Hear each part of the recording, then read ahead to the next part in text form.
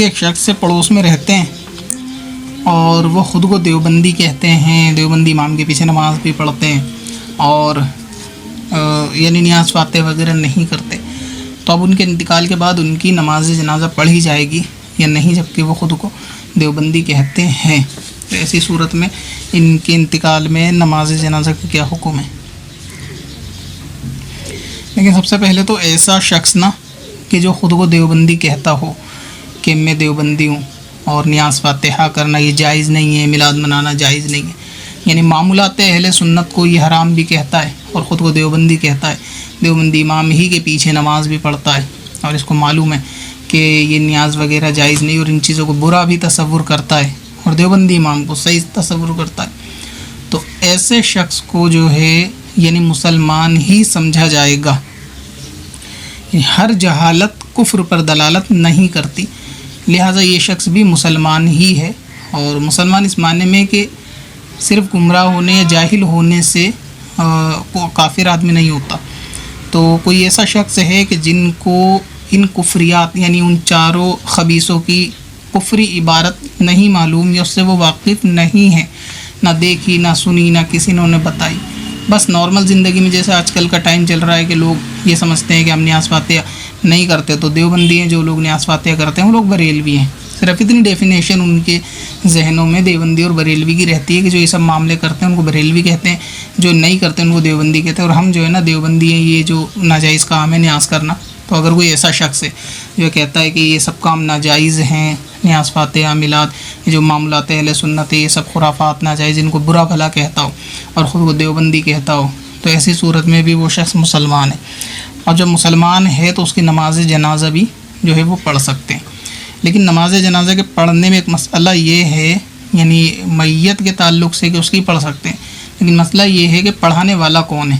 تو اگر پڑھانے والا شخص اہل سنت کے علاوہ کوئی دوسرے فرقے کا امام ہے، اہل سنت سے مراد یہ کہ وہ جن کو آج کے دور میں مسلک اعلیٰ حضرت والے کہا جاتا ہے، یا باطل لوگ جس حق کو اس دور میں بریلویت کہتے ہیں یا بریلوی کہتے ہیں، اس جماعت سے تعلق رکھنے والے امام کے سوا چاہے وہ باطل فرقوں میں کوئی بھی ہو، مطلب یہ کہ قادیانیت، شیعت، وہابیت یا دیوبندیت، تو ان تمام سے اگر اس امام کا تعلق ہے تو پھر ایسی صورت میں وہ نماز جنازہ کو ترک کر سکتے ہیں، یعنی چھوڑ سکتے ہیں، اور اس کا ترک کرنا میت کے اعتبار سے نہیں ہوگا بلکہ امام کے اعتبار سے ہوگا کہ اگر امام بد عقیدہ یا بد مذہب ہو تو اس کے پیچھے نماز، ہر قسم کی نماز جائز نہیں ہے، چاہے وہ نماز جنازہ ہو، نماز عیدین ہو یا پھر جمعہ وغیرہ ہو، بد مذہب کے پیچھے نماز نہیں پڑھی جا سکتی۔ جو لوگ شیعہ کا جنازہ پڑھتے ہیں ان کا نکاح رہ جاتے ہیں، ہاں نکاح تو رہ جاتا ہے لیکن بہتر ہے کہ نہ پڑھا کرے۔ اس کی وجہ یہ ہے کہ شیعہ کئی قسم کے ہیں، کیا پتہ جس تم نے جنازہ پڑھا ہے وہ کون ہے، کیسا شیعہ ہے، کٹر شیعہ ہے، آدھا شیعہ ہے، پکا شیعہ ہے، سبی شیعہ ہے، غالی شیعہ ہے، وہ کیا بلا ہے، اس لیے بہتر ہے کہ پڑھو ہی نہیں۔ ایک مولوی صاحب تھے، میرے دوست تھے، اللہ عالم مدت ہو گئی ملاقات ہی نہیں ہوئی، وہ کہنے لگا مکی صاحب میرے ساتھ عجیب تماشا ہوا کہ میں ایک شیعہ کے جنازے میں پھنس گیا، وہ علاقے کا بہت بڑا زمیندار تھا، اور اگر میں جنازے میں شریک نہ ہوتا تو پھر وہ پوری اس کی جو برادری ہے وہ میری مخالف ہو جاتی۔ پھر میں نے کہا کیا کیا؟ انہوں نے کہا میں جا کے بغیر وضو کھڑا ہو گیا، اور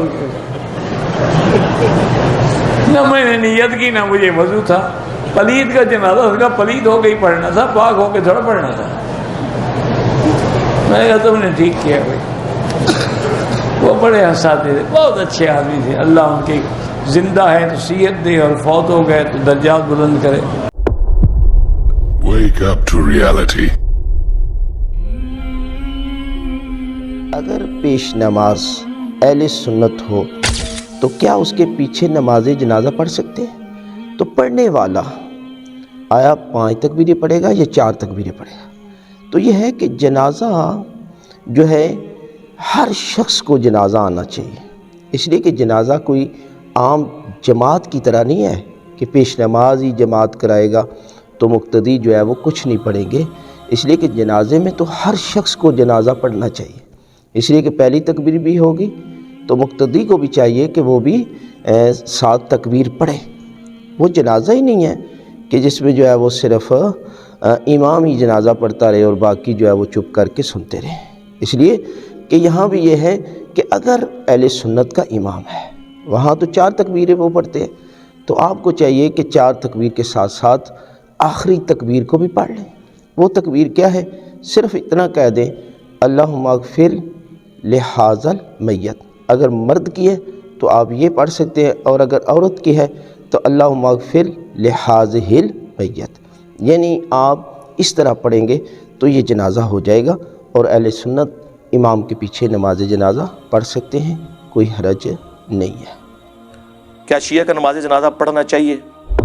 اس کے جواب میں وہی بات کروں گا جو ہمارے شہزاد بھائی بڑی پیاری بات کرتے ہیں. میرا تو دل ہے یہ ہر لیکچر اے لطیفہ اوریجنل لطیفہ جو سنانا چاہیے. شہزاد بھائی اپنے کسی جاننے والے کا ذکر کر رہے تھے، وہ غالباً کراچی گئے اور وہ شیعہ تھے بھائی، انہوں نے کبھی سنیوں کی مسجد میں نماز نہیں پڑھی تھی. لہٰذا جس نے سنیوں کی مسجد میں نماز نہ پڑھی ہو اور وہ کو 65 ماڈل شیعہ ہو پرانے زمانے کا جو سوشل میڈیا بھی نہ یوز کرتا ہو، اس کو یہ پتہ ہی نہیں ہوگا کہ سنی ہاتھ باندھ کے نماز پڑھتے ہیں، یا ایٹ لیسٹ پتہ ہوگا تو دیکھا نہیں ہوگا. اس نے ہمیشہ ہاتھ کھول کے نماز پڑھتے ہوئے دیکھا. تو وہ دیوبند کی مسجد میں چلا گیا نماز پڑھنے کے لیے. نماز جب پڑھ کے فارغ ہوا تو کافی سارے دیوبندی لوگوں نے، اور وہ مسجد بھی تھی ایک کلعدم تنظیم کی، وہ آ کے بڑی بڑی داڑھیوں والے زلفوں والے آ کے بیٹھ گئے اس کو گھیر کے.